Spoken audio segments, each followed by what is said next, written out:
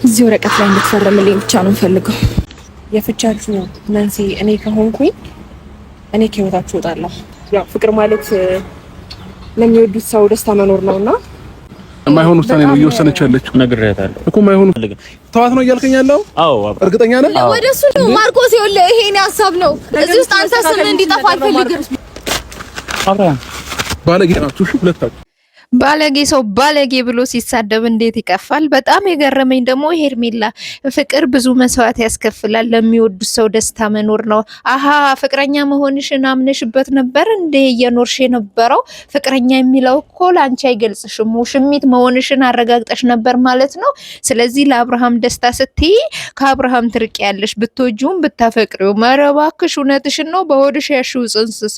ሲቀጥል ደግሞ አብርሃም ማለት ነው ወደ ሳይሆን በግድ ፈርማለ። ማርቆስ ምን ያድርግ? ምን እንዲያደርግህ ነው የምትፈልገው አንተ ባለጌ ስዳደግ ማለት ነው። ምክንያቱም በተደጋጋሚ እየለመነህ ነበር። በተደጋጋሚ ተው ብሎ ያ ሁሉ ሲማጸን ምንም ያልመሰለ ዛሬ በሩታ ሀሳብ ተስማምቶ ስለመጣና አንድ ሰው ገና ማርቆስ ከጎኗ ስለቆመ ተናደድክ፣ ደም ፈላ። ስጋ ዘመድ ስለሆነ ከሩታ አጠገብ ሲቆም በጣም ተናደድክ። ምክንያቱም እነዛ አሳማዎች እነዛ በልቶ ካጆች ማለት ነው የእሷ ጠላቶች ሆነው ተገኝተዋላ ጓደኞች። ማን ነው ማርቆስም እንደዛ እያስመሰለ እንዲኖር ነው የምትፈልገው? ከዚህ በላይ ሩታ ምን ትሆንልህ? ትሙትልህ? አሲድ እስከምደፋባት እስከምገላት ነው? እስከምታርዳት ነው? ከፎቅ እስከምትወረውራት ይጠብቅ ማርቆስ።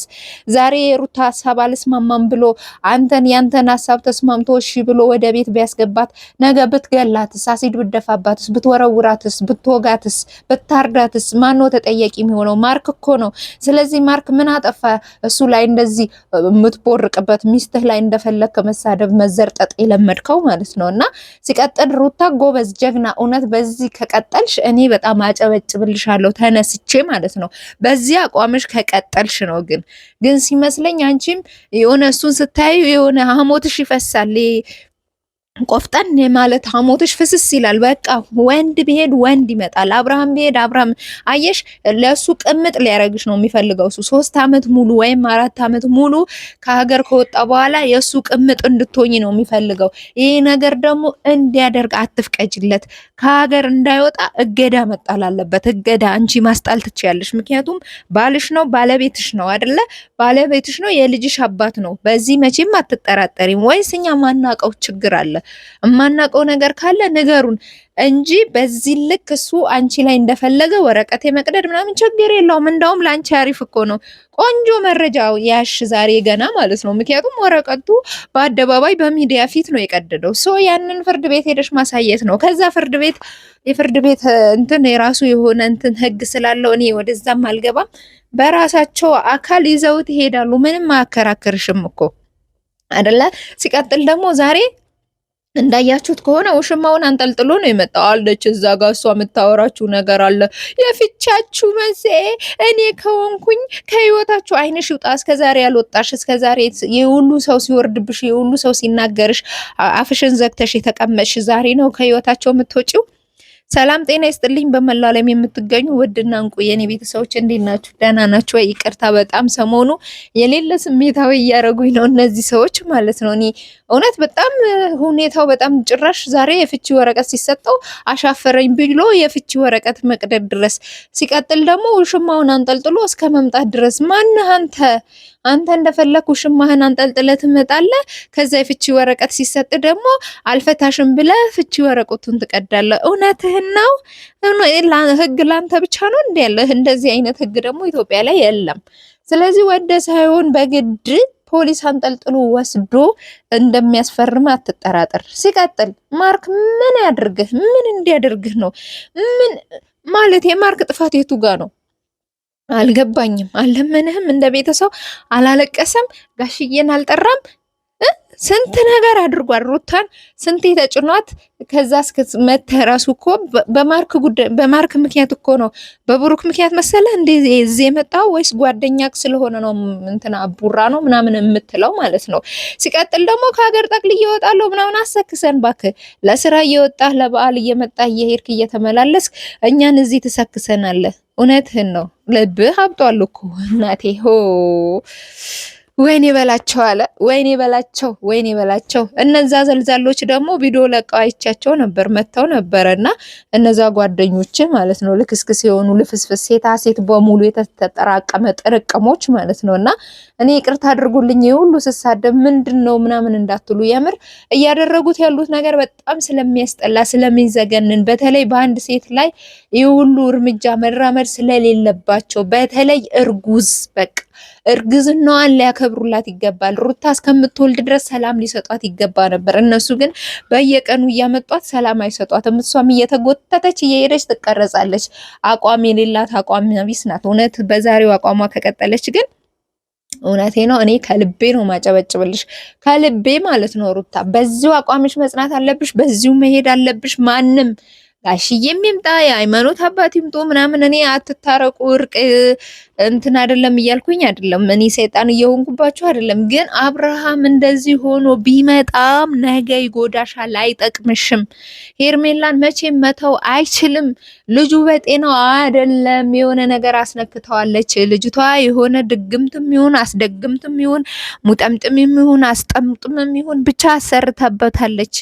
ስለዚህ ይሄ ልጅ ወይ ጸበል ዘመድ ካለው ጸበል ይዛችሁት ሂዱና አስጠምቁት፣ ወይ አማኑኤል ውሰዱት።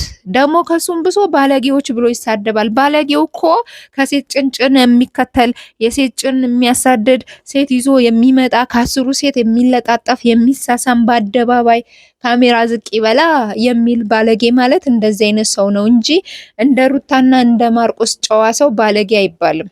እውነቴ ነው የምልህ። ደግሞ ባለጌ ሰው ባለጌ ብሎ ሲሳደብ እንዴት እንደሚያስጠላበት፣ ንጹህ ሰው ባለጌ ብሎ ቢሳደብ ችግር የለውም፣ በኮንፊደንስ ይሳደባልና እውነቴ ነው። እኔ እንጃ አንተ በሰራኸው ስራ እኛ እያፈርን እየተሸማቀቅን፣ አካባቢው እየተሰደበ፣ እናት አባት እየተሰደቡ፣ ቤተሰብ ምን አይነት አስተዳደግ ነው? ማን ነው ያሳደገው? ከየት ነው የመጣው? የትኛው ማህበረሰብ ነው ያሳደገው? እየተባለ እኛንም ጭምር እያሰደብክ ስለሆነ ይሄንን ባህሪ እስከምታስተካክል ድረስ እኛም አንፋታህም። የትኛውም ወንድ ልጅ ሚስቱን አስረግዞ ለዶላር ብሎ በዚህ ልክ ሲጨማለቅ አይተን አናቅም። አዎ በእርግጥ ነው ያጓጓል፣ ገንዘብ ያጓጓል፣ ሀብት ያጓጓል። ከዚህ በላይ ማደግ አለብህ፣ ብዙ ነገር ትመኛለህ፣ ብዙ ደረጃ መድረስ አለብህ። ግን ትላንትን አትርሳ። ትላንት እኮ እናውራ እንዴ? ትላንትን ዞር ብላ አስብ፣ ተመስገን በል።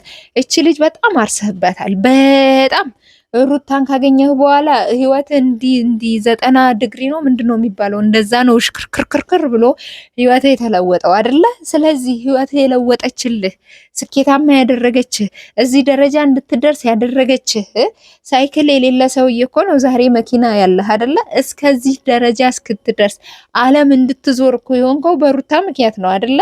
ለዚች ሴት የሚገባት እንደዚህ ነው። አርግዛ መሰቃየት አለባት። አርግዛ ማልቀስ አለባት።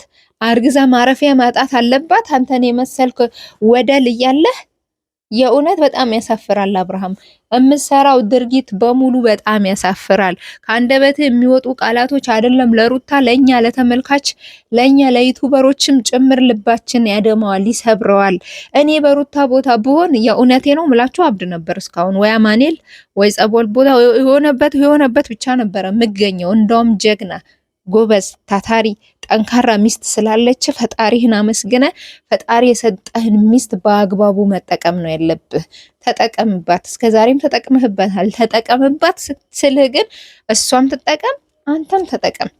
እንዴ አንተ እኮ ቤተሰቦቿን ራሱ ዞር ብለህ ማታይ እንዴ? እናትየው እኮ በቀደም ለታ በግልጽ ነው የተናገሩት አይደለ? በቃ አሁን እናቱን ያልደረዳ ልጅ ነው እንዴ እስከመባል ድረስ አየህ። እንዲህ እየፈጋችልህ እንዲህ እርጉዝ ሆነ እየሰራች ግን የሆነ ነገር እንኳን በቤተሰቦቿ እንድትመረቅ አላደረክም። መልስ ራሱ አልገባህም እኮ አብርሃም። እውነት ለመናገር የምታደርጉት ነገር በጣም ያሳፍራል። ለማንኛውም ውዶች አላበዛባችሁም። ላይክ፣ ሼር፣ ሰብስክራይብ እያደረጋችሁ አበረታቱን። በጣም ወዳችኋለሁ። ደህና ሁኑ።